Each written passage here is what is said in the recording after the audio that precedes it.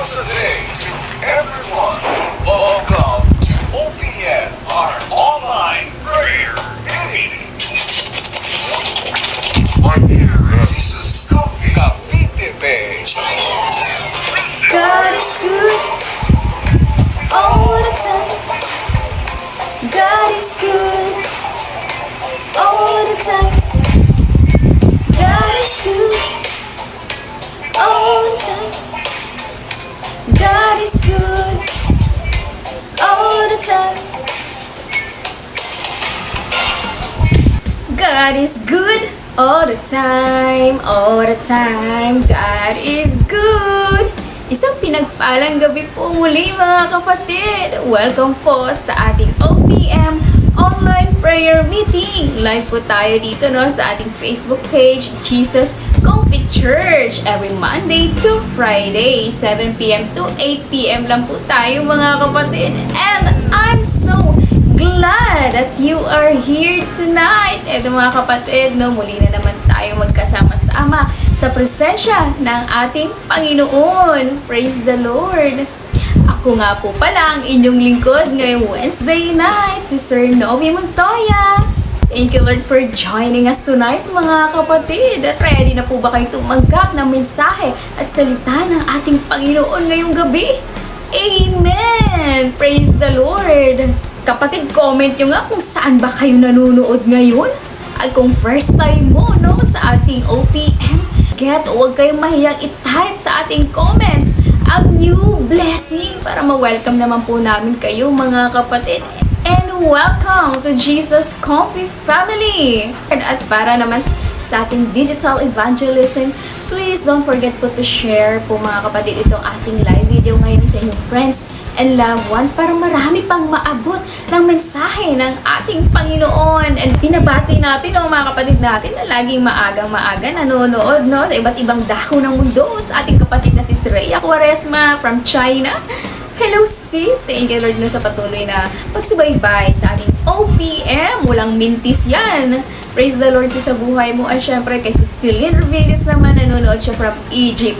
Thank you Lord Jesus sa buhay niyo mga kapatid. At binabati din natin ang ating local and international churches sa mga kapatid natin. Jesus Coffee Church Greece in Canada. At isang pinagpalang gabi din sa ating mga local church families. J Coffee Nasugbu, J Coffee Nueva Ecija, J Coffee Manila, J Coffee Batangas, and J Coffee Las Piñas. Yan sa mga kapatid natin dyan. Praise the Lord sa ating Jesus Coffee Church family. At binabati rin natin ang ating mga butihing pastol na talaga namang pinagkatiwala sa atin ng ating Panginoon, sa ating mga faithful shepherd. Hello po, Bishop Ricky. Nagpaalang gabi po kay Reverend Joe. Hello, Pastor John Bartolome. Kay Pastor Bong Ilagan, Pastora Josephine, Pastor Arnold, and Pastora Vanji. Thank you Lord po sa buhay nyo, sa ating J Coffee Pastors. And of course, binabati ko rin ang ating butihing pastor, no other than our beloved and our very own Pastor Ruban Rusit. Kasama ang kanyang very supportive wife na Sister Isabel Rusit. Praise the Lord po sa buhay ninyo sa Rusit family. We thank the Lord for your lives po. At isang pinagpaalang gabi din sa mga kapatid natin, sa mga students from Las Piñas National High School. Thank you Lord sa buhay nyo. Papasalamat tayo sa ating Panginoon na nakakasama na rin natin na magpuri every Sunday. Praise the Lord. Bago tayo magtuloy-tuloy mga kapatid, hingin muna natin ang gabay at presensya ng ating Panginoon sa ating gawain. Praise the Lord. Hallelujah. Yes, Lord. Hallelujah. Our gracious Father, our merciful and loving Father, we give you honor, glory, and praise, Lord Jesus, for this beautiful opportunity, Panginoon. We gather in your presence. Dalangin ko, Panginoon, ang bawat isang naririto.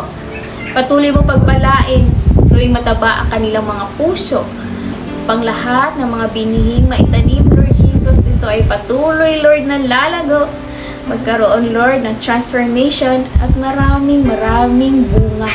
Salamat, Lord, sa opportunity na muli, Lord, makapagbahagi muli ng iyong mensahe. Kaya, Lord, dalangin ko, bigyan mo kami, Lord, ng magandang internet connection. Alisin mo, Lord, lahat ng mga distractions, gawa ng kaaway para hindi kami makapag-focus. Lord, open our spiritual eyes to see your truth, Panginoon. Open our spiritual ears to receive your word. Lord, basagin mo lahat ng matitigas sa puso namin, sa buhay namin, para hindi namin matanggap ang iyong salita. Lord, sa mga kapatid ko na hindi na nakakanood, muli mo sila, Lord, na tawagin sa kanilang pangalan kung paano sila nag-aalab noong umpisa. Tulungan mo, Lord, na makapagpatuloy hanggang dulo. Lord, salamat muli, Panginoon, sa pag-aaral na iyong salita, Panginoon. Patuloy kang mangusap sa puso ng bawat isa. Magbabago ka ng buhay. Kahit online, Lord, wala imposible sa iyo, Lord. Kahit online, kaya mong baguhin, Lord, ang puso ng isang tao at maging buhay, Panginoon. Kaya, Lord, salamat sapagkat hindi limitado ang pagbahagi na iyong salita. Dahil isang click na lang, marami na, Lord, ang makakarinig ng mabuting balita. Kaya ngayong gabi, Panginoon, pinupuri ka namin sa ginagawa mo mabuti sa buhay namin. At sa mga kapatid ko nandirito, patuloy mo silang pagpalain, Panginoon, na iyong salita. Kaya, Lord, muli, tinataas ko ang katagumpayan na aming gawain ngayon. Tanging pangalan mo lamang ay may tataas at lahat ng sasabihin ko, ito ay salita mo lamang. Ito ay nagmumula sa banal na Espiritu. You continue to anoint me, Panginoon, Lord Jesus, to be your vessel, to be your mouthpiece, Panginoon, ay yung mensahe. Kaya, Lord, muli, Panginoon, tinataas ko lahat ng papurit pagsamba sa katagumpayan ng aming gawain ngayong gabi sa pangalan mo, Jesus. Amen. Amen. Amen. Amen. Praise the Lord, mga kapatid. Katatapos lang po natin manalangin. At sa mga papasok pa lang, no, welcome po sa ating OPM online prayer meeting. Live po tayo dito ngayon sa ating Jesus Comfy Church. Every Monday to Friday, 7 p.m. to 8 p.m. na po tayo, mga kapatid. And of course, we'd love to invite you and your family to worship with us. Jesus Coffee Church every Sunday at 11:30 a.m. Located po tayo sa second floor, Digmo, Las Piñas City. Kung naghahanap ka ng church family, this is your confirmation, mga kapatid. At mayroon po kaming inihanda na upuan para sa inyo. Praise the Lord! Ngayon naman, mga kapatid, it's time to worship the Lord. Sabayan niyo ako, mga kapatid, magpuri tayo sa ating Panginoon. Aawitin natin ngayon ay isa ito sa original composition ng ating simbahan, no? Ang maging tulad mo. Alam ko, familiar na kayo dito. Kaya sabayan niyo ako. Awitan natin ating Panginoon. Itaas natin ang mga puso, ang ating mga boses para sa Diyos na buhay. Amen!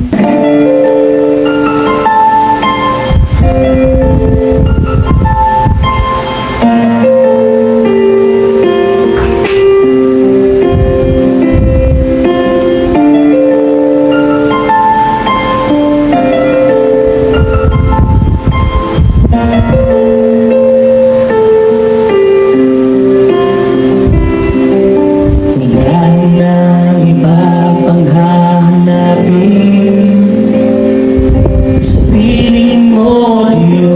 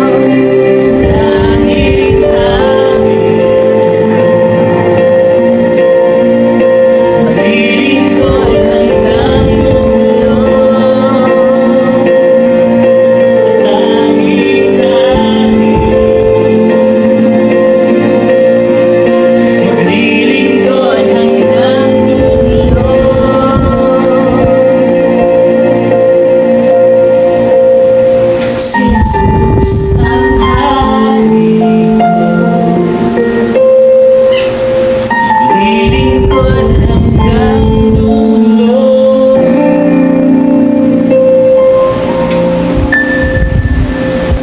Amen. Praise the Lord. Napakasarap talaga magpuri, no, sa presensya ng ating Panginoon. Maging tulad mo, Lord, sa puso't isip namin, dalangin namin, Lord, no. Patuloy kami maging kawangis mo sa aming mga gawa, sa kilos at salita. Praise the Lord. Hallelujah. And kung na-bless po kayo mga kapatid sa ating inawit kanina, no, you may check our YouTube channel at marami pa tayong worship songs, sermon, short videos at yung mga full videos po natin, no, sa ating mga Sunday service sermon. Nasa comment po natin ang link at kung hindi ka pa nakapag-subscribe, it's your chance to subscribe mga kapatid, no, para updated ka sa lahat ng mga uploads na makakatulong sa spiritual growth mo. Meron din po tayong TikTok, no, nasa comments din po natin at syempre dito po sa ating Facebook page po na Jesus Conflict Church kung saan po tayo live ngayon. Please like and follow and share nyo na rin po itong ating Facebook page sa inyong friends and loved ones para lagi din po kayong updated sa lahat ng mga activities ng ating simbahan. Praise the Lord! At ngayon mga kapatid, magka-coffee break muna tayo!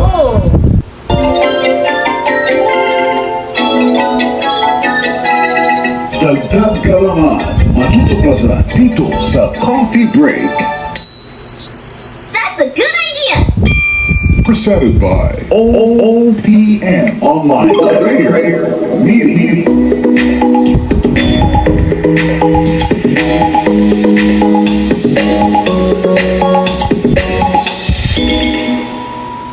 Amen! Ang ating Jacob break po ngayong gabi ay matatagpuan natin sa Proverbs chapter 1 verse 8 to 9. Proverbs chapter 1 verse 8 to 9. Ang sabi po dito, anak ko, dinggin mo ang aral ng iyong ama at huwag ipagwalang bahala ang turo ng iyong ina sapagkat ang mga iyon ay parang puro na sa iyong ulo at kwintas. May dalang karangalan. Grabe kapatid, sa unang chapter pa lang ni Solomon, busog ka na agad sa karunungan at pangaral. Divine guidance mula sa Panginoon. Talaga sinimulan niya ito sa larawan ng isang ama na nagbibigay paalala sa kanyang anak, isang simbolo ng pamilya bilang unang paaralan ng karunungan. Talaga nung panahon, no, nung sinabi ni Solomon dito, ang pagtuturo ng magulang ay tinuturing na banal na tungkulin. Malaking respeto, no, sa mga magulang talaga noon. Ang ama ang pangunahing tagapagturo ng disiplina at karunungan habang ang ina naman ang talagang humuhubog, no, sa kababaang loob, kabutihan at kabanalan sa loob ng tahanan. Kaya naman sinabi ni Solomon, anak ko, dinggin mo ang aral ng iyong ama at huwag ipang walang bahala ang turo ng iyong ina. Ang ibig niya sabihin, kapag marunong kang makinig sa kanila, pinakikinggan mo rin ang Diyos na nagsasalita sa pamamagitan nila. Karunungan ay hindi lang, no, pang-akademiko, intellectual, kundi moral at spiritual. Ang tunay na korona at kwintas ay hindi ito gawa sa ginto o pilak, kundi ito yung karakter, disiplina at respeto, no, ng maayos na pagpapalaki ng isang magulang. At yung korona, no, dito, sinasabi dito, ang tunay na korona at kwintas ay hindi gawa ito sa ginto o pilak, ha, kundi ito yung karakter, disiplina at respeto sa Diyos at sa magulang. Ngayon kapatid, tila ba napakahirap maging listener, lalo na sa ating Gen Z? Pero hindi naman lahat, may mga kabataan pa rin na marunong makinig, no, sa magulang. Alam niyo noon, isang tawag lang talaga ng mga magulang, no, nagtakbo agad kasi alam mo na kapag hindi ka sumunod, alam mo na kasunod palo talaga. Pero ngayon, minsan, kailangan pang tawagin 2 beses, 3, maraming beses pa, no, at minsan nagdadabog pa. Tandaan natin, ha, sa ating Gen Z dyan, ang tunay na karangalan ay nasa pagpapasakop sa karunungan ng Diyos, sa pagsunod sa ating magulang. Hindi sa pagiging stubborn, ha, hindi cool yan. Sa korona at kwintas ay hindi lang ito dekorasyon, simbolo ito ng biyaya, karangalan, kapangyarihan at kabanalan na binibigay ng Diyos sa pusong marunong makinig at sumunod, no, sa magulang. Receptive ka sa turo ng Diyos, sa kanyang salita, at sa mga tinalaga ng Diyos, no, sa buhay natin, yung mga magulang natin, mga leader natin, no, karunungan at biyaya. Kaya napakahalaga kapatid na dinadala natin, ating mga anak, mamangkin at apo sa simbahan, no. Meron tayong kids church, Dahil habang bata pa, kailangan maimulat, maturuan na sila, no, at mataniman ang salita ng Diyos, no, sa kanilang puso. Sa ganitong paraan, lumalakad sila sa tamang daan. Hindi sila lalaki suwail, no, kundi lumaki may takot sa Diyos. At maging kaluwalhatian din sa ating Panginoon. At hindi agad sila, no, na matatangay ng mga maling katuruan, no, dahil bata pa, meron na silang word sa kanilang puso. Lumaki silang may takot, may Diyos sa puso, at may Kristo sa buhay. Dahil alam nyo, ang anak na kaloob ng Diyos ay dapat din nating ituro, no, pabalik sa Diyos. At yan po ang ating Coffee Break! That's a good idea! Presented by OPM Online Prayer Meeting.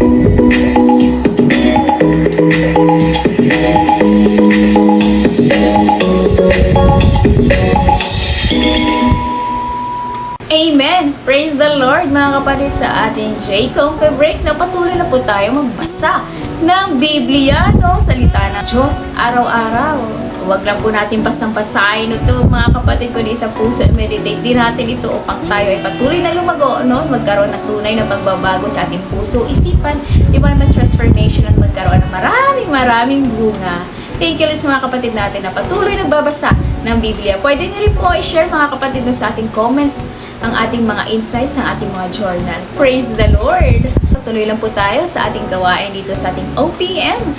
Mamaya-maya po, papunta na po tayo sa Word. Pero bago po yan, ihanda po muna natin ating OPM notebook. No, dapat meron po tayo nun, ballpen, at ating mga puso sa pagbabasa ng salita ng ating Panginoon.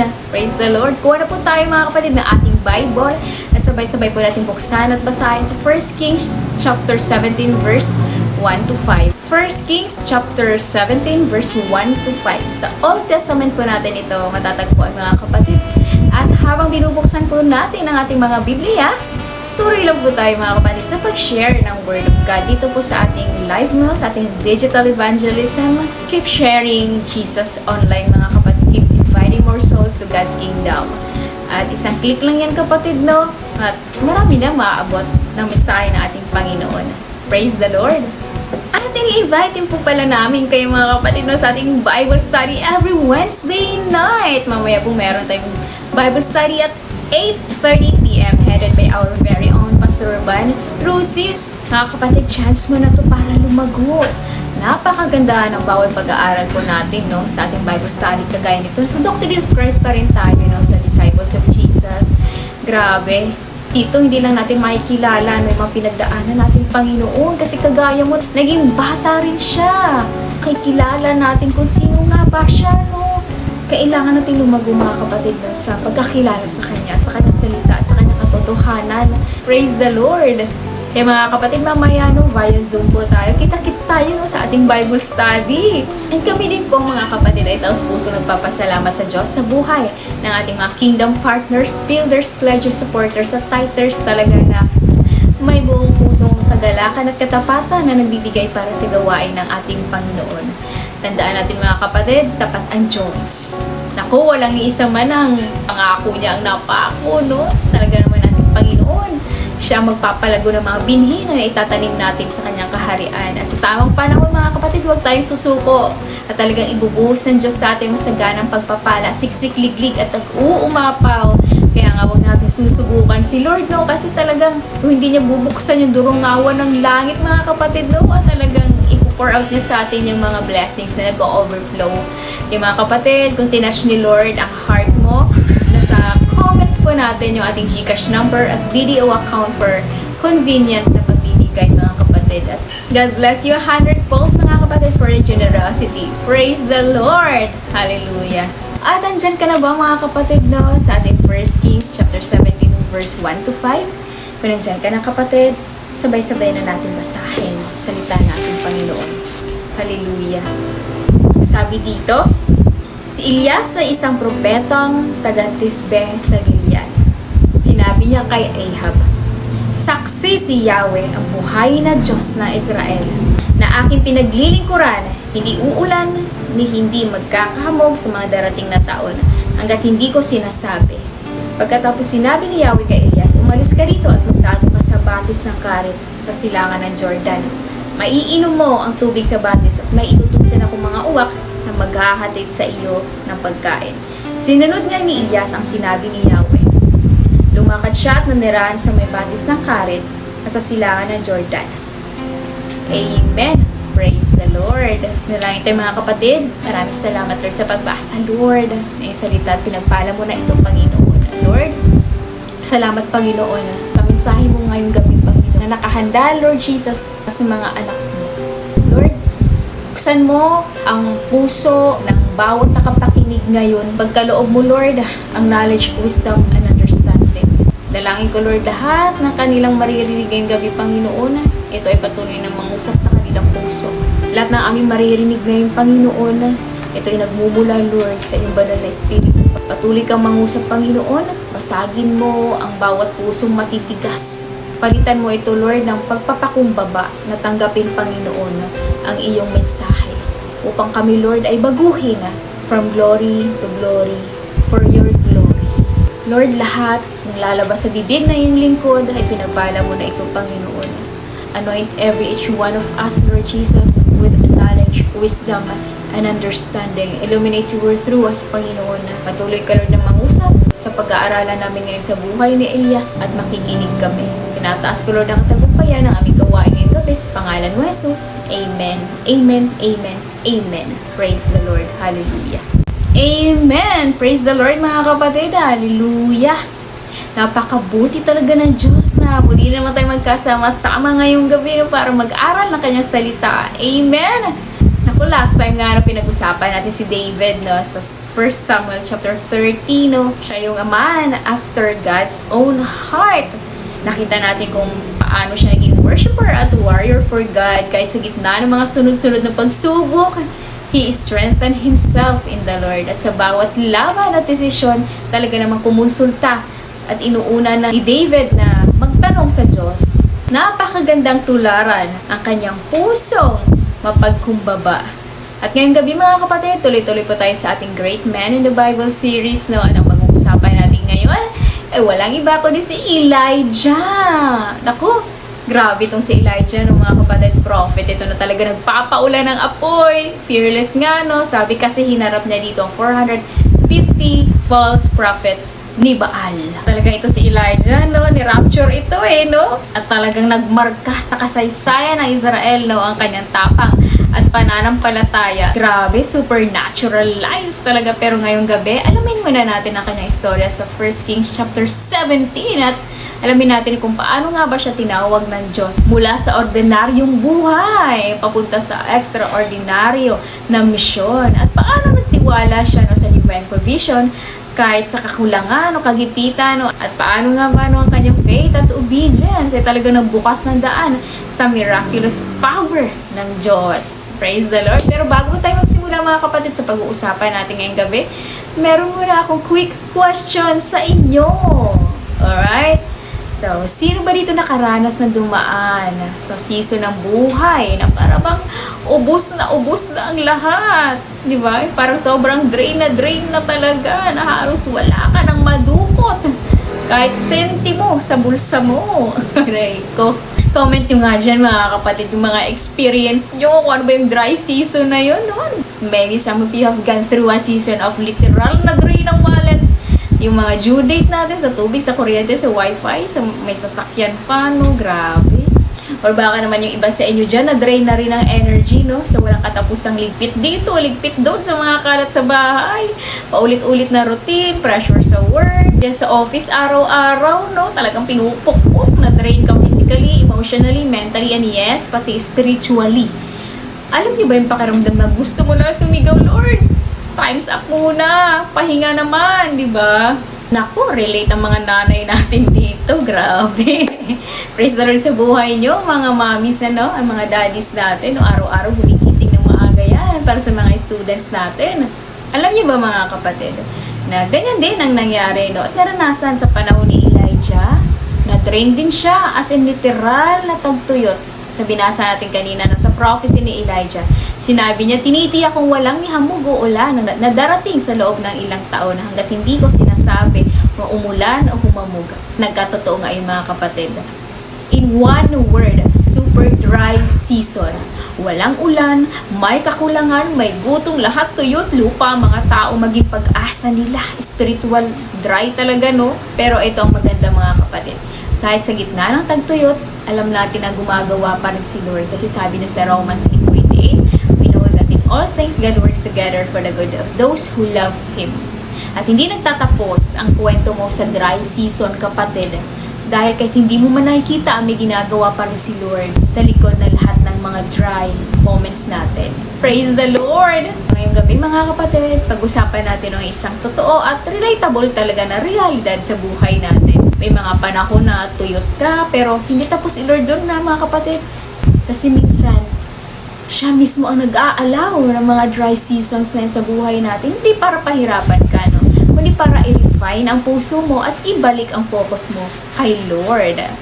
Praise the Lord. So bago tayo dumako sa kwento ni Elijah, mahalaga maunawaan muna natin ang spiritual climate na Israel noong panahon niya.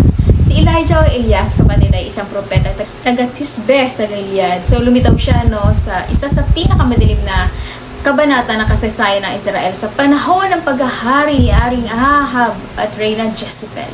Israel was in moral collapse. Sabi nga sa 1 Kings chapter 21 verse 25, walang ibang hari sa Israel na naging kasing sama ni Ahab dahil hinikayat siya ng kanyang asawang si Jezebel. Sa madaling salita, sila ang pinaka-worst na mag-asawang namuno talaga sa bayan ng Diyos. Hindi lang sila naging problema politically at economically. Pinakamatinding pinsala nila ay spiritual. Ano nga bang ginawa nila, Naku, sila ay mga walang respeto sa Diyos. Tinanggal nila ang tunay na pagsamba kay Yahweh. Pinatay nila ang mga propeta ng Diyos. Ang dating bayan ng Diyos ngayon ay lumuluhod na sa ribulto. A nation once marked by glory, now marked by idolatry. Pinilit nilang sambahin ang buong bansa. Ang Diyos-Diyosa nila si Baal. Isang pagan god ito, isang Diyos-Diyosang simbolo ng kasalanan at immorality. Ginawa nilang official religion ng Israel ang idol worship. Isipin mo mga kapatid, ang bansang itinayo ng Diyos mismo ngayon ay nagpupuri sa mga Diyos-Diyosan. At sa gitna ng ganitong spiritual na kadiliman, dito pumasok si Prophet Elijah. Isa siya sa pinakamatapang na propeta talaga nung mababasa natin sa Biblia. Isa rin ito sa pinakapaborito kong kwento, dahil sa tapang at katapatan niya sa kanyang boldness, sa harap ng mga compromise ng buong bansa. Sabi nga sa 1 Kings chapter 17 verse 1, dahil sa kasalanan mo, hindi uulan sa lupain at hindi nga umulan. So isipin mo yun mga kapatid, kung gaano katindi yun, isang propetang tatayo sa harap ng hari na anytime, di ba, pwede kang ipapatay. Pero si Elijah, nagdeklara sa harap ng haring ito, ng ganoong klaseng hatol. Pero, heto pa ang mas mabigat. Imbis na mag-repent sina Ahab at Jezebel, lalo pa silang nagrebelde. Talagang laban sila sa Diyos, Talagang hinahanap nila, si Elijah para patayin dito. Tandaan nyo kapatid, Elijah did not run out of fear. He moved under divine assignment, anointing, and authority. Kasi sa bawat panahon ng compromise, talagang God always raises people who will not bow, only worship. At si Elijah, tumindig, hindi dahil sa lakas niya, kundi kasama niya ang Diyos. At ngayong gabi mga kapatid, may gusto akong i-share sa inyo na 3 S sa ating 3 points tonight upang maintindihan natin ang mensahe ng Diyos. Para sa ating first point for tonight mga kapatid, letter S, sent by God. Sent by God. Pinsan para maranasan natin fullness ni Lord, kailangan muna nating matutong sumunod, kahit sa dry season ng buhay natin. Just like Elijah. Type mo nga sa comments, Lord, send me. Walang aksidente mga kapatid kung nasaan ka man ngayon. You are not simply placed, you are sent by God. Hindi ka tinapon ng pagkakataon dyan, kundi inayos ka ng Diyos para sa posisyon mo ngayon. Amen? Alam niyo mga kapatid, pagkatapos magdeklara ni Elijah ng tagtuyot, akala mo tapos na doon, pero hindi pa pala. Kasi that was only the beginning of his process. Sabi sa kanya ng Diyos sa 1 Kings chapter 17 verse 3-5, umalis ka rito, Elijah, at matago ka sa batis ng Karit sa silangan ng Jordan. May iinom mo ang tubig sa batis, at iutusan ko ang mga uwak na magkatid sa iyo ng pagkain. Amen? At sinunod nga ni Elias ang sinabi sa kanya na lumakad siya at nanirahan siya sa may batis ng Karit sa silangan ng Jordan. The moment Elijah obeyed God sent him unexpected place. Sa dry season ng buhay niya, no, hindi siya pinapunta ng Diyos sa palasyo, kundi sa isang tagong brook, the brook of Cherith. Kung nasan ka man ngayon kapatid, sa opisina, sa school, sa business mo man, no, tahanan, anumang platform mo, tandaan, hindi ka basta napunta dyan. God Himself position you. You are sent on assignment. At kapag si Lord ang nagpadala, merong protection yan, merong direction yan, at may provision. Kahit sa disyerto pa yan. May purpose si Lord kahit tanto yun. Kahit nasa dry season ka ngayon kapatid, He sent you for a reason and divine purpose. Kagaya ni Elijah, sinugo siya ng Diyos para warningan sila Ahab at Jezebel at ang buong Israel at ang kanyang bayang pinili. No? Pero dahil sa kasalanan at impluensya ni King Ahab at Queen Jezebel, napalayo sila sa pagsamba sa tunay na Diyos at lumuhod na lang sila sa mga Diyos-Diyosan ni Baal at ni Asherah. Pinadala si Elijah doon upang ipanumbalik sila pabalik sa tunay na pagsamba sa buhay ng Diyos. Ganong kabuti si Lord mga kapatid no. Kasi sa kabila ng pagsuway ng kanyang bayan, nagbibigay pa rin siya hindi lang second chance, kundi unlimited chances para manumbalik ang kanyang bayang pinili. And maybe tonight mga kapatid, that's exactly what God is doing in your life. Calling you back. He wants you back. Ano man ang naging dahilan kung bakit ka lumayo sa Kanya, nasaktan ka, napagod, naglamig sa presensya Niya, naririnig mo din ngayon ang tinig ng Diyos na nagsasabi, Anak, balik ka na. Hindi pa huli ang lahat. Magsimula ka muli. Huwag mong tularan si King Ahab at Jezebel mga kapatid. Paulit-ulit, winarningan na nga, pero tumigas pa rin ang puso. Minsan kapatid, kahit alam na natin yung totoo, mas pinipili pa rin natin sundin na ang laman kaysa sa espiritu. Pero ngayong gabi mga kapatid, the Lord is saying, Anak, I'm not done with you yet. Kung gagaya ka ng Israel, kapatid na lumayo, tumalikod, sumamba sa Diyos-Diyosan, may you have wondered, but God never stopped watching over you. He didn't send you here to quit. He sent you here to come back and rise again. Hindi pa huli ang lahat, mga kapatid, para bumalik sa ating Diyos. Kahit lumayo ka, hindi pa rin nawala ang pagkakatawag ng Diyos sa iyo. Kahit nagkamali ka, hindi pa rin nabubura ang assignment mo because God assigned for you. At kahit gaano ka man lumayo at nalugmok, kaya ka pa rin buhati ng grasya ng Diyos, kapatid. Manumbalik ka lang sa Kanya.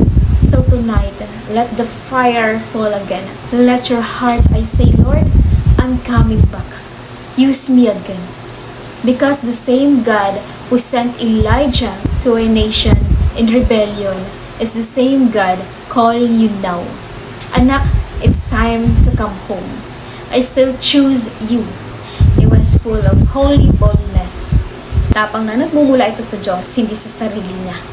Hindi siya mayabang dito, kundi matuwid siya. Kapag mali, mali talaga. Kaya kapag sinugo ka ng Diyos, kapatid no, sa isang lugar o binigyan ka ng platform, use it to win souls, not to win an argument, ha? Sa panahon kasi ni Elijah, no, kailangan niya talaga maging matapang, no? Kasi walang tumindig para sa Panginoon, Kailangan niyang manindigan. Kasi naghanap ng talaga ang kasamaan at mag-isa siya sa gitna talaga ng bansang tumalikod sa Diyos. Kaya yung tapang niya nagmumula yun sa ating Panginoon. Huwag kang matatakot kapatid, no? Pag may pinapagawa si Lord. Dahil back up mo ang langit. Back up mo si Lord. You are sent to influence and impact. Tularan natin mga kapatid si Isaiah, no? Sabi niya, sino ang aking susuguin? Diba? Naalala niya sa Isaiah. Sabi ni Isaiah, here I am, Lord, send me. Isang kasi, no? Iniisip natin, bakit Lord ako? Hindi ako magaling magsalita. Hindi ako ganun kagaling. Pero tandaan natin mga kapatid, si Moses ay may stutter pero ginamit ng Diyos. Si Gideon, may insecurities pero ginawang warrior. Si David, diba, shepherd boy, pero ginawang hari. Si Peter, diba, impulsive fisherman, pero ginawang apostol. God can use them. He can definitely use you. At kagaya ni Elijah mga kapatid, nagkaroon tayo ng tapang sumunod sa Diyos. Tapang na manindigan sa katotohanan. Kapag alam mo ang katotohanan, you're responsible to speak it in love, grace, and compassion like Jesus. Si Elijah no mga kapatid, naging matapang, hindi para magyabang, kundi para ipagtanggol ang karangalan ng Diyos at ang kanyang bayan, no? At ikaw din, He sent you to be the light of the world. Maging matapang ka para sa katotohanan. Saan ka man ngayon nilagay ng ating Panginoon? Sabi nga niya sa Matthew chapter 5, verse 14 to 16, let your light shine. Kaya this month of shining, mga kapatid, no, kung paanong sinugo ng Diyos Ama, ating Panginoong Jesucristo, ay ganun din niya tayo sinusugo ngayon. The same Spirit that sustained Elijah by the brook is the same Spirit that sustains you today. Elijah did not just obey. He moved under divine orders. Talagang may instruction si Lord, no? Tandaan mo ito, mga kapatid. Yung obedience, no, unlocks provision. The ravens did not move until Elijah moved. Bago tayo dalhin ni Lord sa promise, di ba? Kailangan muna nating dumaan sa process. Sakto yung mga season, di ba? Yung mga wilderness ng buhay natin for preparation. Naalala ko nga si Jesus dito, mga kapatid, no? Nung tinukso siya ng diablo, dinala siya sa wilderness, di ba? Para subukan, tuksuhin. Grabe si Jesus, no? Pero hindi na naig ang diablo. Dahil nanalo pa rin ang Panginoong Jesucristo sa lahat ng tukso. Alam niyo ba si Jesus, mga kapatid? Hindi lang siya bastang tukso, no? Grabe talaga. Hindi lang after ng prayer and fasting ni Jesus, siya tinukso ng diablo. Kundi mula day 1 ng kanyang prayer and fasting, grabe na talaga yung pagtukso ng diablo sa kanya. At alam niyo, mga kapatid, tinukso siya sa ilang, kung saan wala talaga no, napaka-dry doon. Kumpara sa pagtukso kay Adan at Eva, kung saan sagana, no, sa Garden of Eden. So makikita talaga natin yung difference, no, na grabe din talagang pinagdaanan ng ating Panginoong Jesucristo para sa atin. Pero purihin ang ating Panginoong Jesucristo dahil hindi nanalo ang kasamaan ang diablo. Kaya wala na silang kapangyarihan. Dahil sabi nga niya sa John chapter 16 verse 33, take heart, I have overcome the world. Napagtagumpayan na ng Panginoong Jesucristo ang lahat ng tukso, maging kamatayan sa krus, no?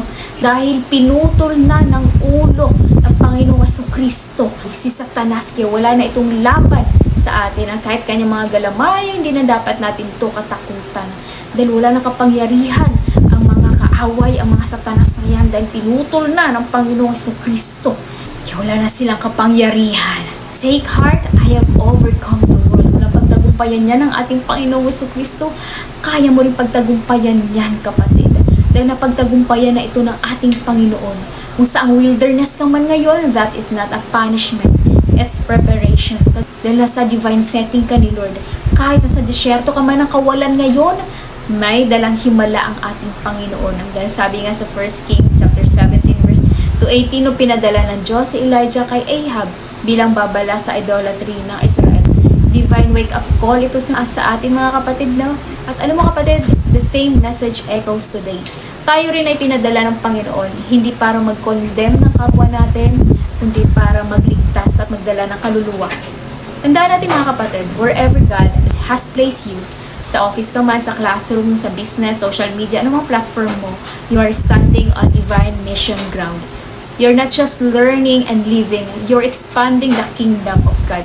Sabi di ba ni Jesus, go therefore and make disciples of all nations, and surely I am with you always. Matthew chapter 28 verse 19 to 20. The word go, mga kapatid, is not a suggestion, it is a command. Gaya ni Elijah, we are called to move in obedience with boldness and faith. So tonight, mga kapatid, remember this. You are not misplaced, you are sent, you are not forgotten, you are chosen. You are not wandering, you are walking under divine assignment. Nilagay ka ng Diyos kasi ka man ngayon. Malay mo, hindi mo alam yung katabi mo, may pinagdadaanan pala. Ikaw ang nilagay ng Diyos dyan para i-comfort siya. Yung kapatid mo na may sakit na hindi mo alam na, hindi pala magtatagal o bukas, di natin alam ang buhay ng tao, hindi mo shinare si Lord sa katabi mo, sinong kawawa? Siya na walang kaligtasan, siya na hindi kilala si Jesus. Kung saan ka man ngayon, kapatid, let your light shine. Huwag mong itago si Lord. Huwag mong ikahiya ang pag-share ng gospel dahil ikaw ang messenger ng ating Panginoon. We are Christ ambassador para dalhin, para ipakilala si Jesus, mag-share ng gospel. Sabihin sa kanila ang katotohanan. Kung alam mo ang sagot sa cancer, hindi ba't sasabihin mo ito sa mahal mo sa buhay, sa pamilya mo, sa kaibigan mo, para siya ay gumaling? Tama ba, mga kapatid? So, ganun din tayo, mga kapatid, kapag alam natin ang katotohanan, huwag natin itago ito.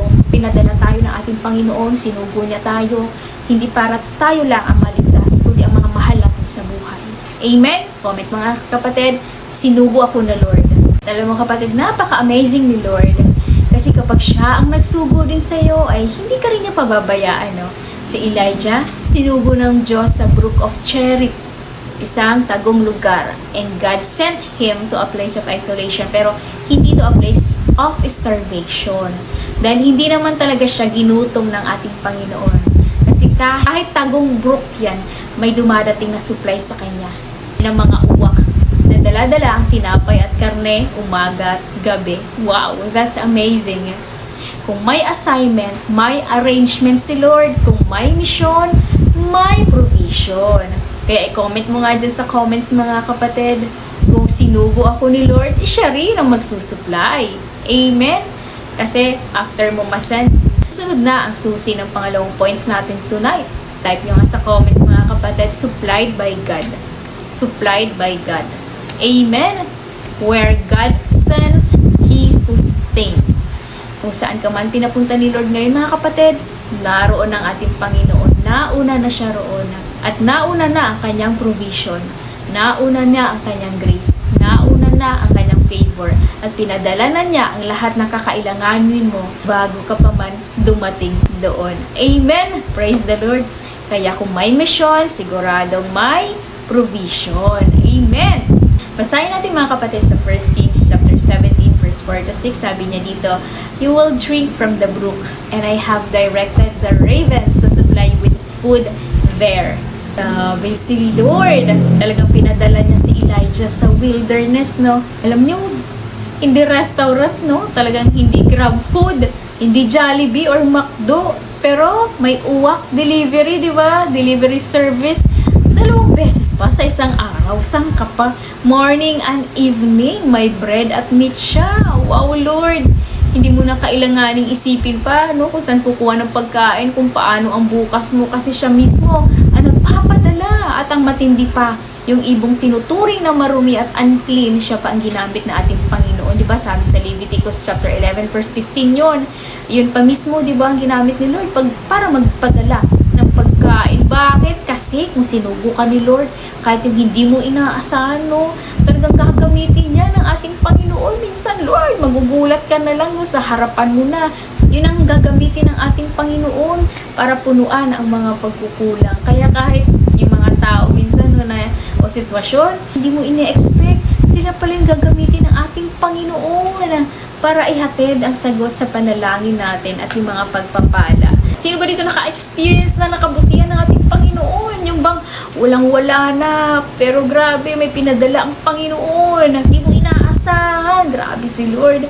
Because you're in the place God sent you. Even the unlikely will sustain you. And that's how God works. Divine connection, divine appointment, divine provision. Kaya hindi aksidente kung sino man ang pinapadala ng Diyos para sa'yo o saan ka man ngayon dinadala ng ating Panginoon, may layunin siya sa bawat sitwasyon.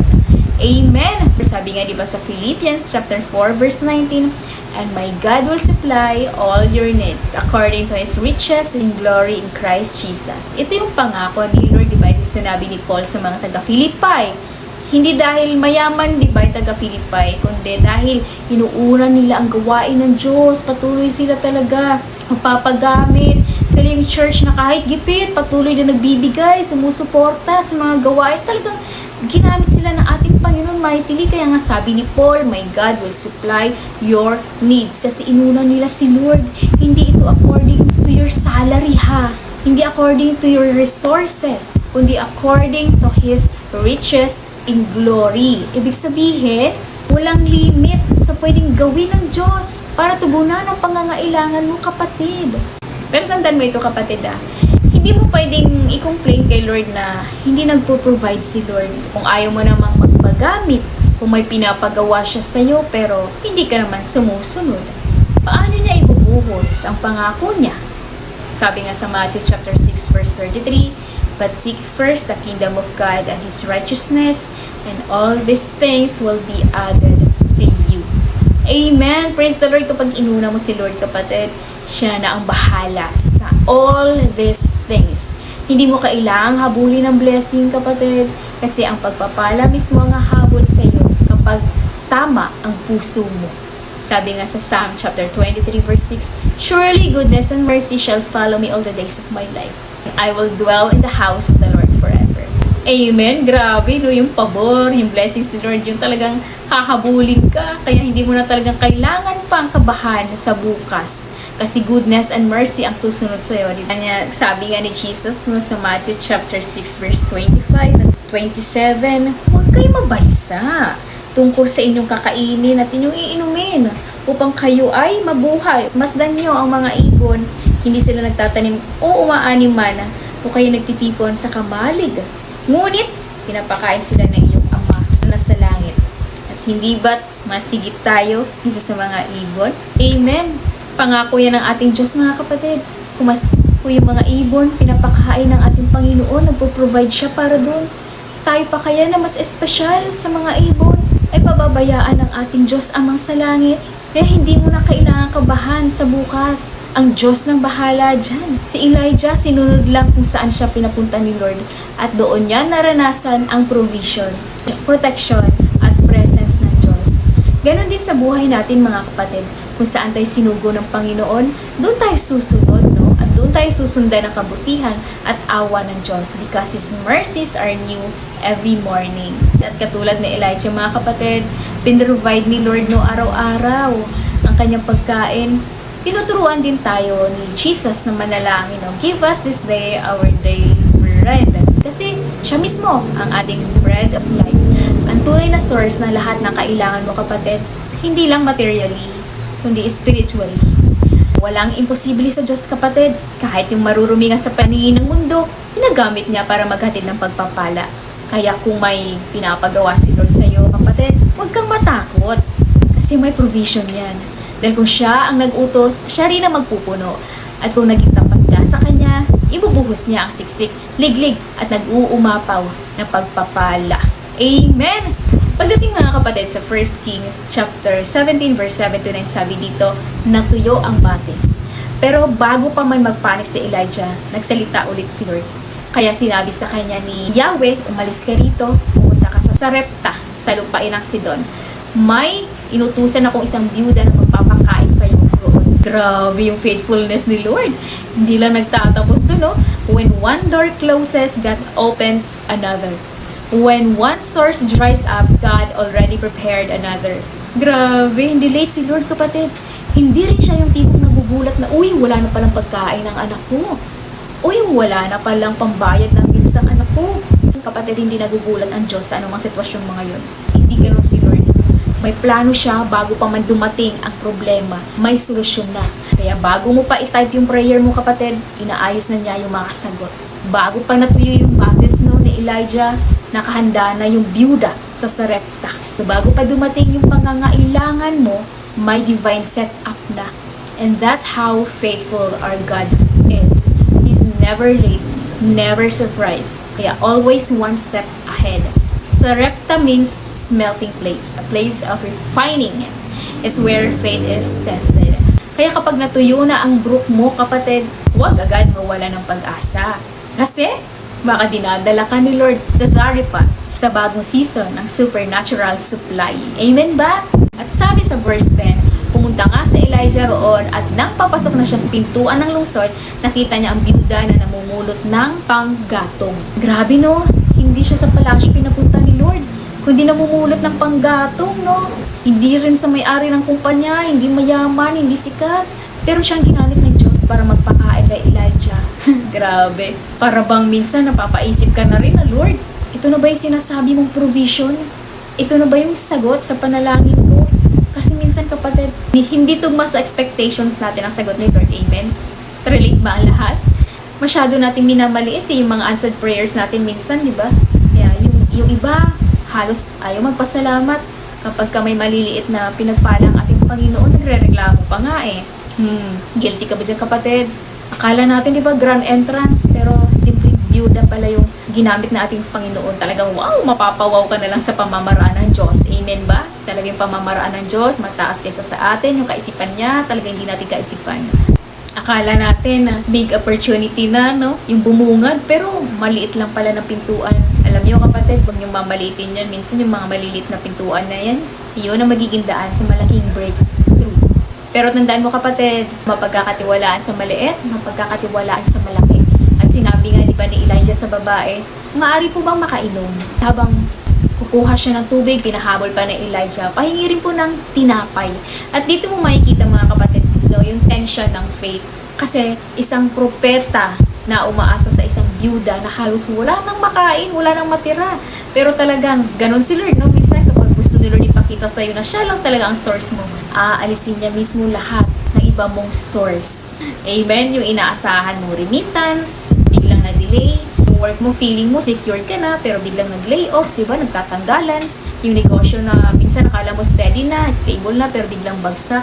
Bakit? Hindi para pahirapan ka, kundi para ipaalala sa'yo, provision follows obedience. Kaya minsan aalisin ni Lord lahat yan eh. Para ipakita niya na siya lang talaga ang source. O di kaya minsan umaasa ka na lang talaga sa sarili mong lakas, sa mga resources mo. Si Lord naman talaga lahat ang nagbigay. Hindi gusto ni Lord na magtiwala ka sa channel. Gusto niya magtiwala ka sa source. Kasi kahit magbago ang mga channel ng provision, ang source mo hindi nagbabago. Siya pa rin ang Jehovah Jireh, ang Diyos na nagbibigay. At ito na nga nung mga kapatid, humingi si Elijah ng tubig at nagpahabol siya ng tinapay. Sabi ng byuda, may kaunting harina at ilang patak na langis na lang meron kami, no? Lulutuin ko to para sa amin ng anak ko bago kami mamatay. Wow, grabe. Pero sagot na Elijah, mga kapatid, huwag kang matakot.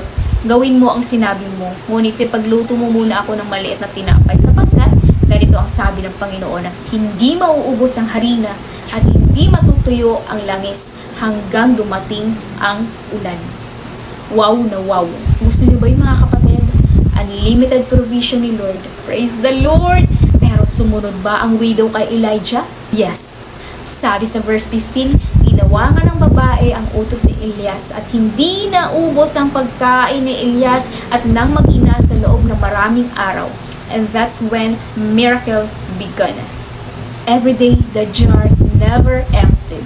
The oil never dried up. Grabe, no? Ganun kabuti si Lord. When God asks you to give in faith, it's never to take something from you. It's to make room for what He's about to pour into you. Naranasan niyo ba to sa buhay niyo mga kapatid? Yung bang tinatas ni Lord yung faith natin. Kung ano na lang meron tayo, gusto niyang ibigay natin yun. Naalala niyo si Abraham? Isang anak niya, di ba? Sumunod ba si Abraham na i-sacrifice si Isaac? Yes. Kung si Lord nangungusap sa atin pagdating sa mga finances natin, anak, ibigay mo yan. Ako, Lord, ito na lang natitira sa bulsa ko eh. Lord, pangbabayad ko to ng bills. Lord, pangbayad ko to ng tuition. Lord, pambili ko ng grocery to. Lord, kung ikaw yung kapatid na nangungusap si Lord, ibibigay mo ba yung konting yun kagaya sa byuda? Pag sinabi ni Lord, anak, ibigay mo na yan. Hindi dahil gusto niyang bawasan ka, kundi gusto niyang punuin ka. Kapag sinabi niya, anak, ibigay mo yung maliit na bahagi sa tahanan ko, ibig sabihin, tinitest niya ang faith mo, ang puso mo, dahil meron siyang nihahandang mas malaki pa. Kapag sinabi niya, ibalik mo 10% tithes mo, hindi na kailangan talaga kapatid. Ang Diyos natin mayaman, na kailangan ng laman ng bulsa mo kapatid. Ang gusto niya lang makita, ang obedience mo at faith mo. At gusto niya makita sa'yo na siya lang talaga ang source mo. At totoo mga kapatid, hindi naman talaga malaki ang hinihingi ni Lord sa atin lang. Dahil wala naman talaga tayong maibibigay o hindi siya mismo ang unang nagpala at hindi niya tayo unang binigyan. Amen ba?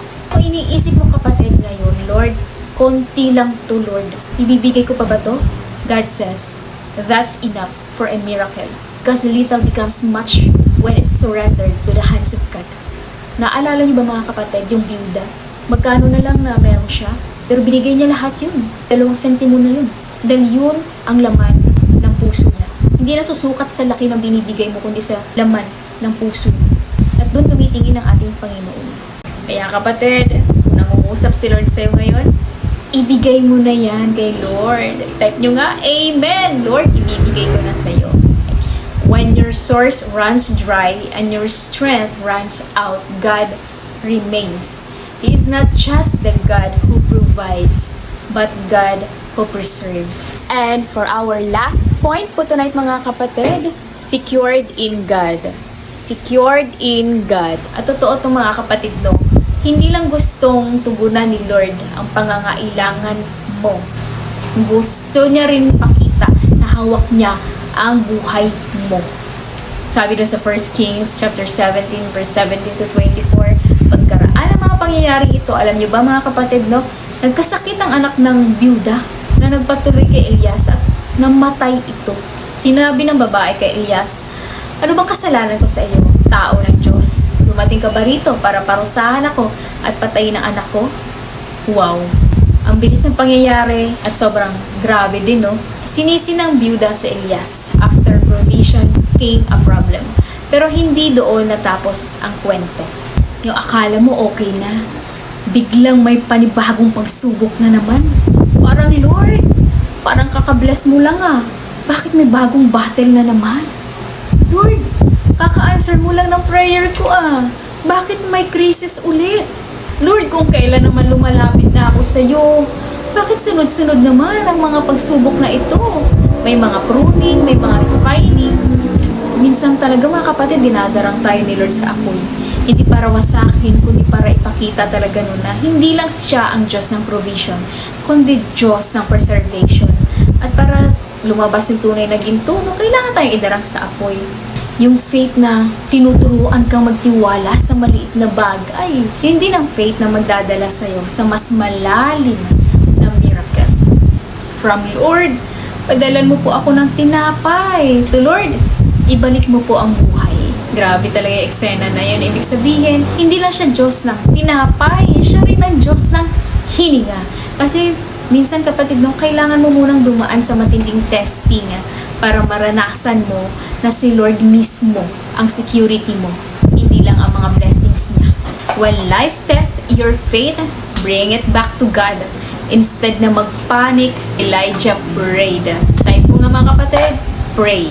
Hindi siya lumayo sa pasensya ni Lord o iniwan ang byuda, kundi mas lalo siyang tumawag at lumapit sa Diyos. Hindi lang nakituloy si Elijah para iwan pagkatapos siyang pakainin at ibigay yung gusto, kundi talagang doon palang kumikilos na ang Diyos sa buhay ni Elijah. Ganon din sa ating mga kapatid. Kahit binless ka na ni Lord, hindi ibig sabihin exempted ka na sa trials.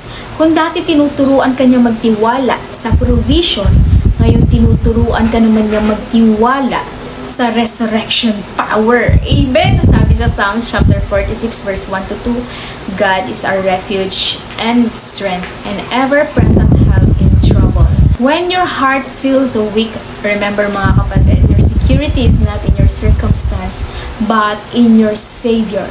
Elijah did not run from the problem. He brought it to the altar. At ganoon din tayo mga kapatid, no? Dapat, kung kanino ka tumawag na may blessing ka, siya rin dapat lapitan mo kapag may trials ka. Hindi ka lalayo. Amen ba? Always remember mga kapatid, we are safe and secured in God's hands. Identity and security, how will you know you're secured in God? Kapag alam mo kung sino ka, kapag alam mo kung kanino ka belong. Kasi kapag alam mo kung sino ka kay Lord, kahit anong bagyo, hindi ka basta matitinag. Kasi alam mong rooted ka, nakaugat ka, not shaken, nakaugat ka sa matibay na pundasyon. At ang ugat sa puno na yun ay ang matibay na pundasyon na walang iba kundi ating Panginoong Jesucristo. Elijah knew who called him. That's why he didn't crumble when crisis came. Alam niya kung sino ang tumawag sa kanya. Kaya kahit nakaharap siya sa bangkay ng anak ng byuda, hindi siya sumuko. Hindi siya natakot. In 1 Kings chapter 17 verse 22 to 23, dininig ni Yahweh ang dalangin ni Elias at muling nabuhay ang bata. Grabe! Woo! Hallelujah! Grabe yun! Yung imposible, naging posible. Yung patay na buhay. At sabi sa verse 23, inakay ni Elias ang bata at ibinalik sa kanyang ina. Saka sinabing, narito ang anak mo. Buhay na siya. Praise the Lord. Hallelujah. Buhay na siya. Sino bang may kakayahang bumuhay ng patay mga kapatid? Walang iba kundi ating Panginoong Jesucristo. At kung nagawa niya yun, kaya niya rin gawin ngayon sa buhay mo. Kung binuhay niya ang anak ng byuda, kaya na rin buhayin ulit ang lahat ng patay sa buhay mo, pati namatay yung faith mo, yung hope mo, yung fire mo kay Lord. Kapatid, baka hindi literal na patay yung nasa harap mo. Baka yung passion, yung joy, yung fire, yung tiwala mo kay Lord. Pero good news mga kapatid, the same God who answered Elijah's prayer is still answering today. Siya pa rin nabubuhay sa patay ng area ng buhay mo. Kaya sabihin mo, Lord, breathe life again. Lord, resurrect what's been dead in me. Sabi sa Romans 8:11, the Spirit of God who raises Jesus from the dead lives in you. Kung si Elijah, dininig ni Yahweh noon na buhayin ang patay, dinirinig ka rin ng Diyos ngayon. At kapag sinabi ni Lord, buhay na siya, walang pwedeng sumalungat. Ikaw kapatid, alam mo na ba kung sino ang tumawag sa'yo? Alam mo na ba kung bakit gustong buhayin ni Lord muli ang pananampalataya mo at apoy sa puso mo? Dahil meron pa siyang papagawa sa'yo. Hindi pa tapos ang Diyos. Buhay mo kapatid. Kaya kapatid, kung alam mo ang purpose mo kung bakit ka narito, hindi ka nilikha para huminga lang, magtrabaho at kumita ng pera. Hindi masama yan kapatid mo. Pero nagiging problema lang kapag doon mo na inikot ang buong buhay mo at hindi sa Diyos at hindi sa plano at purpose ng Panginoon. Tandaan mo kapatid, you are not just called to make a living, you're called to make a difference. Kung alam mong anak ka ng Diyos, hindi mo kailanganing magpanik. Kasi hindi naman talaga pinabayaan ni Lord kailanman ang kanyang mga anak na tapat na sumusunod. So when fear starts to whisper, ano na? Let your faith declare, alam ko kung sino ako. Anak ako ng Diyos, may purpose ang Diyos sa buhay ko, secured ako kay Kristo. That's why when life tests your faith, bring it to God. Not to your emotions, not to your plans, but to the one who holds your identity and victory. Even Jesus was tested his identity, diba? Naalala niyo naman si Jesus mismo, diba, nung tinukso siya ng diablo sa wilderness, ang unang tinarget ng kaaway ay ang kanyang identity. If you are the Son of God, hindi pagkain, hindi kapangyarihan, hindi comfort ang unang tinarget ng kaaway. Kanyang identity bilang anak ng Diyos. Okay? Kasi kapag nagduda ka kapatid sa identity mo, madali mo rin pagdudahan ang fidelity ni Lord. Pero anong ginawa ni Jesus? Hindi siya nagpanic, hindi siya nakipag-debate, bumalik siya sa word. It is written, paulit-ulit niyang sagot. Kaya kapag tinutukso ka, tinatamaan ng doubt o pinaparamdam sa'yo ng kaaway na hindi ka sapat, hindi ka mahalaga, sabihin mo rin, it is written, I am a child of God. It is written, I am chosen, called, secured in Christ. We are victors in Christ. That's how you fight, hindi sa feelings, kundi sa truth ng word. Ephesians 6:17, take up the sword of the Spirit, which is the word of God. So the next time the enemy tries to shake who you are, stand firm and remind yourself, if Jesus overcame in the wilderness and he overcame the world, you can too. Your security does not come from your situation, but from your identity in Him. God's security brings restoration and testimony. In 1 Kings chapter 17 verse 24, now I know that you are a man of God, and the word of the Lord from your mouth, the truth. Grabe itong moment na mga kapatid na sinabi ng byuda kay Elijah. Yung babaeng dati puno ng takot, reklamo at duda, biglang naging witness ng resurrection power ni Lord. Dati hopeless dahil nawala ng buhay ang kanyang anak, pero nung nabuhay ulit ang anak niya, boom, from fear to faith, from panic to praise. Kasi ganun talaga mga kapatid no, pag si Lord ang kumilos, yung akala mong ending na, intro pa lang pala yun ang testimony mo. That's what security God looks like. Huwag tayo magbase sa mga malalaking miracles mga kapatid. Because God, He does not just restore what was lost. He turns it into a story that reveals its glory. John 11 verse 40. Didn't I tell you that if you believe, you will see the glory of God? Kapag secure ka kay Lord mga kapatid, kahit bumagsak ka sa mga pagsubok, hindi doon matatapos ang kwento Kasi babangon ka. Kasi, sabi nga diba sa Kawikaan chapter 20 verse 16, ang tao matuwid, mabuwal man ng 7 beses ay tiyak na makakabangon muli. Babangon ka kapatid. dala ang patunay na buhay ang Diyos mo na nagbangon sa iyo mula sa pagkakalugmok, mula sa patay. Elijah did not just witness provision, he witnessed resurrection. At yung byuda, hindi lang nabuhay ang anak niya, nabuhay din ang pananampalataya, ang pag-asa at paniniwala. So kung may mga pinagdadaanan kayo ng kapatid, tandaan mo to. God is writing your comeback story. At yung mga taong nanonood ng laban mo ngayon, sila rin magsasabing, now I know the God you serve is real. Buhay ba ang Diyos na sinasamba mo, kapatid? Sige nga, comment mo nga kung buhay ang Diyos na sinasamba mo. Amen! Praise the Lord! God is our source, our strength, and our security. He provides, preserves, and resurrects. And when we trust Him, He turns every trial into a testimony. Sent by God, may assignment ang Panginoon sa'yo. Supplied by God, may provision. When there is a mission, may provision. Secured in God, may protection at future si Lord sa'yo. Pero alam niyo ba mga kapatid, the name Elijah means my God is Yahweh. At gaya ni Elijah, He points us to the greater one, Jesus. Kung si Elijah mga kapatid, pinuvide ni Lord na tinapay at karne, si Jesus nagpakain ng libu-libong tao.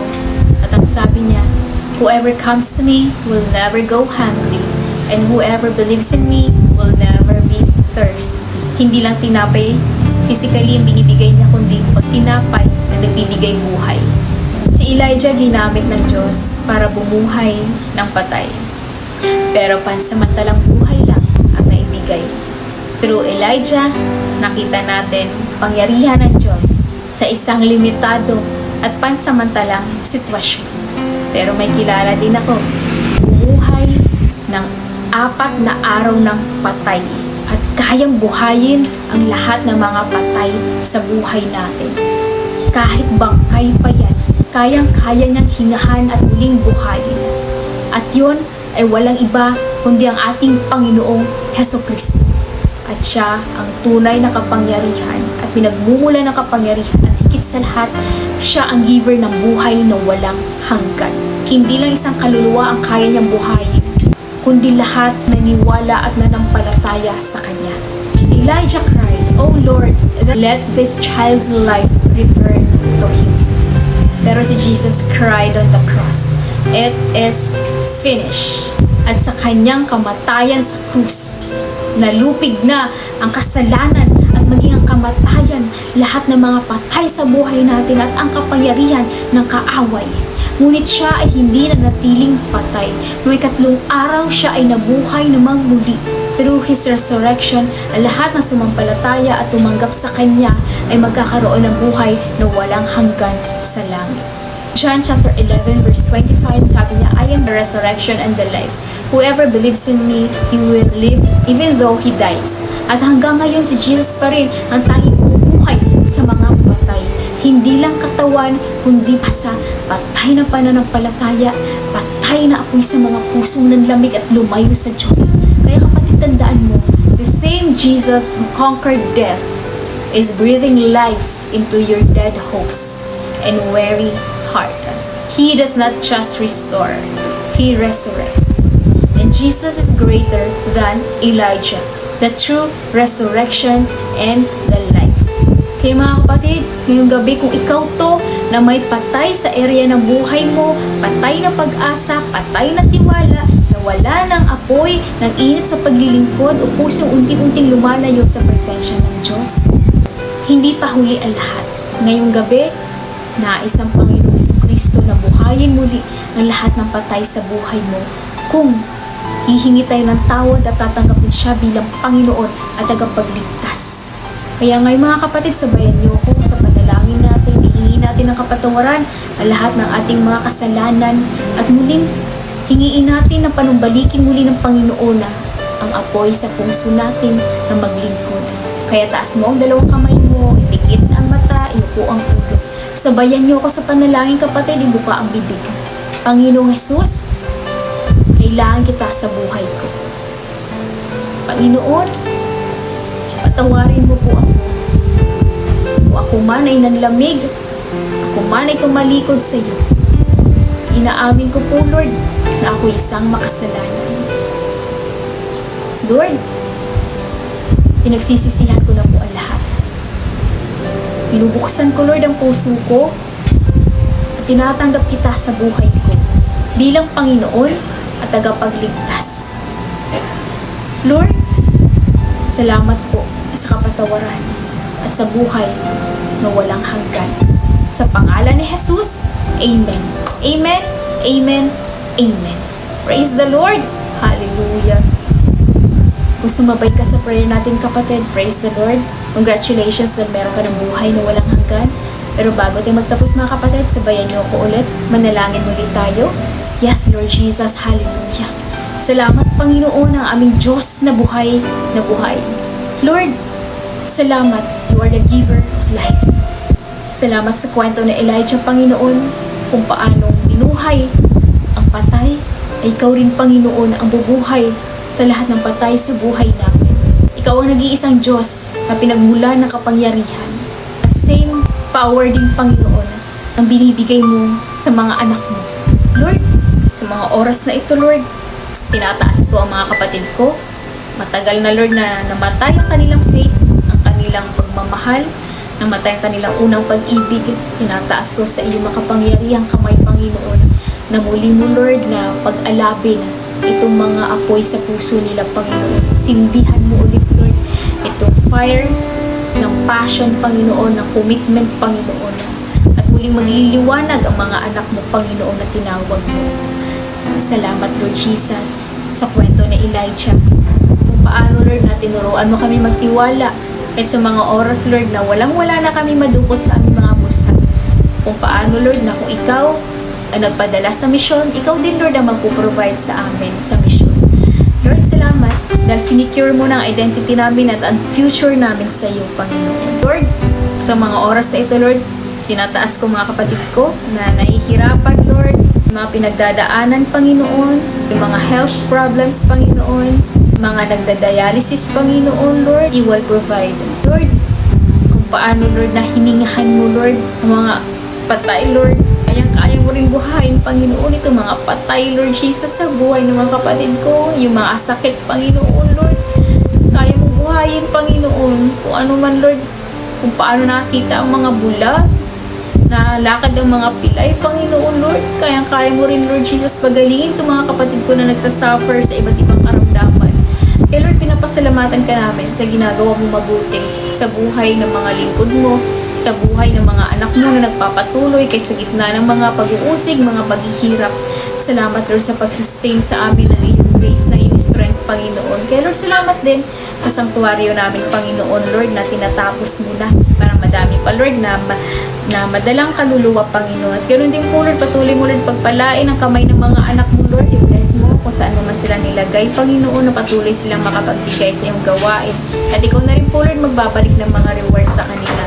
Maraming salamat, Panginoon, sa ginagawa mong mabuti sa buhay namin. Patawarin mo kami. Kung kami man, Lord Jesus, ay nagdududa, hindi nagtitiwala sa plano mo sa buhay namin. Maraming salamat, Lord, sa gabi ito, sa katagumpayan ng aming gawain, Lord Jesus. Sa mga gagawin mo pa, Lord, sa kagalingan ng mga anak mo, sa provision, Panginoon, sa protection, Panginoon. Kaya muli, Panginoon, pinapasalamatan ko, Lord Jesus, itong gabi na ito sa mga kapatid ko, Lord, patuloy kang mangusap, Panginoon, at patuloy mo, Lord, baguhin ang buhay nila, Panginoon. Hindi lang basta narinig, Lord, itong mensahe mo, kundi maitanim, Lord, sa kanilang mga puso, patuloy na magkaroon sa transformation pa at maraming po. Kaya, Lord, muli, maraming salamat, Panginoon, sa mensahe mo, sa napakagandang paalala, Lord Jesus, at tulungan mo kami manatili hanggang dulo. Tinataas ko, Lord Jesus, ang tanging yung banal at makapangyarihang pangalan ni Jesus. Amen. Amen. Amen. Amen. Praise the Lord! Praise the Lord, mga kapatid! Kung sumabay ka sa prayers natin na mula sa puso, no, tinanggap natin ating Panginoong Jesucristo. Congratulations dahil meron ka ng buhay na walang hanggan. At hindi lang din nagtatapos, mga kapatid, no? Kailangan din nating lumago sa ating pananampalataya. Kaya ini-invite po namin kayo, mga kapatid, na lagi po tayong tumutok, no, sa ating mga online activities, no, from Monday to Friday sa ating OPM, sa ating Sunday service replay. At i-invite po namin kayo, no, sa ating Sunday service, no, 11:30 AM. Located po tayo sa King Mall, 2nd floor, Pulang Lupa, Las Piñas City. Mga kapatid, thank you, Lord, for joining us again tonight. Ako nga po muli, ang inyong lingkod, Sister Novi Montoya, this Wednesday night. Muli, sabay-sabay natin i-declare, I am a child of the Most High God. I am blessed. I am full of wisdom, full of power, full of potential. I can do all things. I will overcome. I have a great destiny in Christ. I believe it. I receive it. In Jesus' name we pray. Amen. Power is in you, Messiah. And that's our Lord Jesus Christ, the King of all kings and the Lord of all lords. Yung mga kapatid, thank you again for joining us tonight. See you again. Keep shining brightly for Jesus.